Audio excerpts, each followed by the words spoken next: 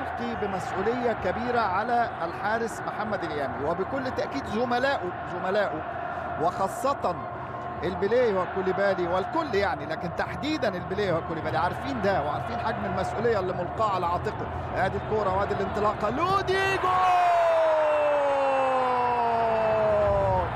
لودي جول! ماركوس ليوناردو يفتتح التسجيل في شباك عبد الرؤوف الدقيق. اول اهداف اللقاء. قلت لكم المباراة ننتظر منها هدف مبكر في اول ربع ساعة و20 دقيقة.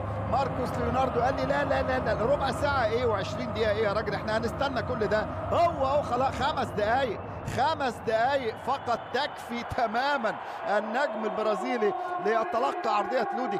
لكن ايه لودي وكأنه يعني شوف ادي الكورة وادي سالم، بص قطع له ازاي، شوف تمريرة سالم وشوف قطعت لودي ورفع راسه وبالمقاس، مش مجرد عرضية عشوائية، لا تمريرة بالعرض، تمريرة عرضية من البرازيلي وهدف برازيلي خالص.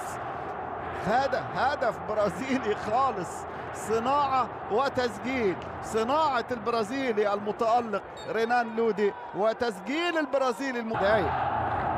الهلال متفوق 60-40 طول المباراة، لكن بص في آخر 10 دقايق الفيحة انتزع التفوق في امتلاك الكرة، انتزع التفوق في الاستحواذ. كرة وسالم جول! مش ممكن، سالم الدوسري يصطاد العرضية ويخلص ويريح الجمهور ويسجل الهدف الثاني برأسية دوسرية، رأسية من سالم الدوسري، ويحتفل احتفال خاص جدا، احتفال مميز جدا. وفورا مع نزول ناصر الدوسري يسجل سالم الدوسري بتعديل وبتدخل من السبعيني المخضرم من جورجيسس من الثعلب البرتغالي.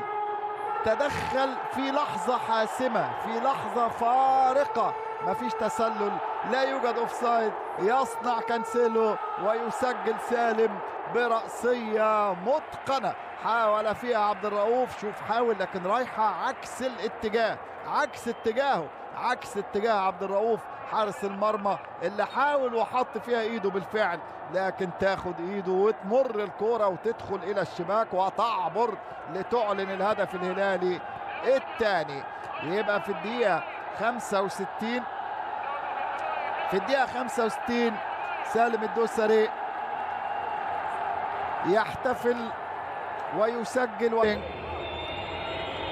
والكل في منطقة جزاء الهلال، لكن يطير اليامي يبعدها على طول بقبضة ايده، تتحول لهجمة مرتدة أمامية من ناصر. مالكم يا ولد خدها لنفسه ومشي، لو عدى أو مرر الكرة 3-1. القحطاني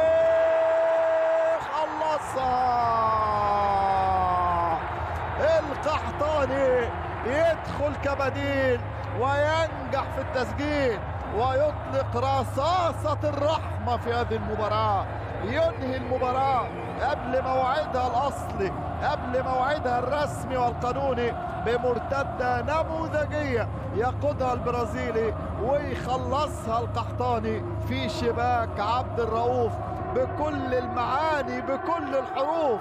يسجل القحطاني في شباك عبد الرؤوف. روعة.